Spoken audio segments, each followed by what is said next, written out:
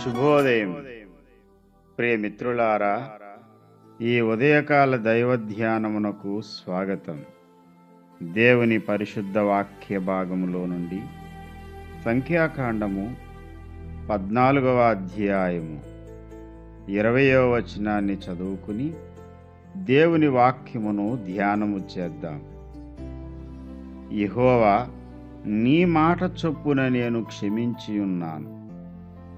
దేవుడి యొక్క పరిశుద్ధ వాక్య భాగమును మన వినికిడిలో ఆశీర్వదించునుగాక. ఆమేన్.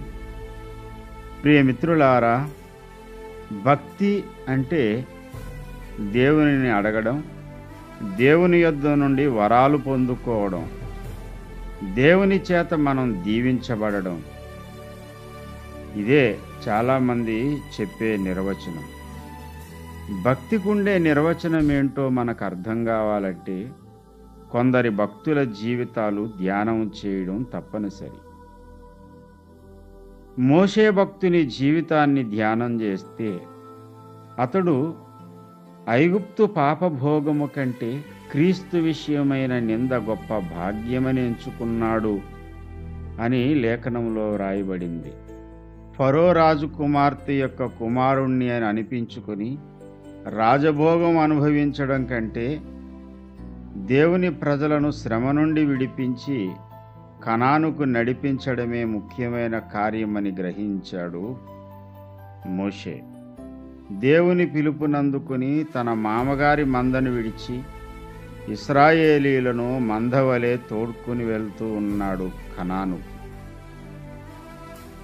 ఎంత సాత్వికుడో, ఎంత దీనుడో మోషే జీవితాన్ని గూర్చి ధ్యానం చేస్తే ఆశ్చర్యం కలుగుతుంది.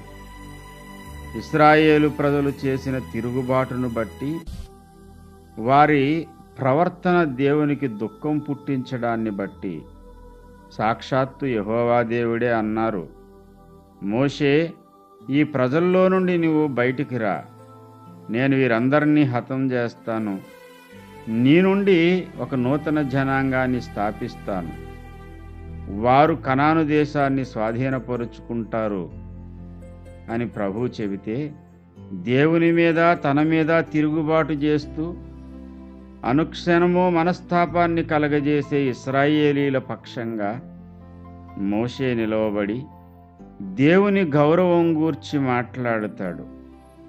అయ్యా, ఒకవేళ నీవు ఈ అరణ్యంలో వీరిని చంపేస్తే నా ద్వారా ఒక జనాంగాన్ని స్థాపిస్తావు, కానీ ఈ వార్త విన్న ఐగుప్తీలు ఏమంటారు? వారి దేవుడు వారిని కనానుకు తీసుకుని వెళ్తానని అరణ్యంలోనే చంపేశాడు, చేతగాని వాడంటారు కదా అని దేవుని సన్నిధిలో దేవునికి మొర్రపెట్టాడు మోషే. ఎంత అద్భుతమైన వ్యక్తిత్వమో చూడండి. అనుదినము అతని మీద తిరుగుబాటు చేసే ప్రజలను గూర్చి, దేవునిని ఘనపరచడం గూర్చి ఎంతగా ఆలోచించాడో. అనుదినము అతన్ని గాయపరిచే ప్రజలు వారు, అయినా వారి క్షేమమును కోరి దేవుని సన్నిధిలో ప్రార్థిస్తూ ఉన్నాడు. అంతేకాదు, దేవుని యొక్క మహిమను అన్యజనుల మధ్యలో అవహేళన కాకూడదని ఆలోచించాడు. దేవుడే మోషేతో అంటున్నాడు, నీ మాట చొప్పున నేను క్షమించి ఉన్నాను. దేవుని గౌరవాన్ని కాపాడడం కొరకు, దేవునికి మహిమ తేవడం కొరకు అనుక్షణము ఆలోచించాడు మోషే. దేవుడు మోషే మాట వింటాను అంటున్నాడు, నీ మాట చొప్పున నేను క్షమిస్తాను అంటున్నాడు. ప్రియమిత్రులారా, దేవుని యొద్ద నుండి వరాలు సంపాదించుకోవడం కాదు భక్తి అంటే, దేవుని గౌరవాన్ని, దేవుని మహిమను కాపాడడానికి ప్రయత్నపడాలి. అన్యజనుల్లో దేవుని నామము అవమానం పాలు కాకూడదు. నేనెంత కష్టపడినా పర్వాలేదు, నేనెంత నలిగిపోయినా పర్వాలేదు, నా దేవుని నామం హెచ్చింపబడాలి, నా దేవునిని అందరూ కూడా గణపరచాలి అని అనుక్షణము ఆలోచించాడు మోషే. ప్రియమిత్రులారా, అటువంటి వ్యక్తిత్వాన్ని దేవుడు మనకు అనుగ్రహించాలని ఆధునిక మోషేల వలె దేవుని మహిమను కోరేవారంగా, అన్యజనుల మధ్యలో ఘనమైన ఆయన నామమును ఘనపరిచేవారంగా మనము జీవించుదుముగాక. ఆమేన్.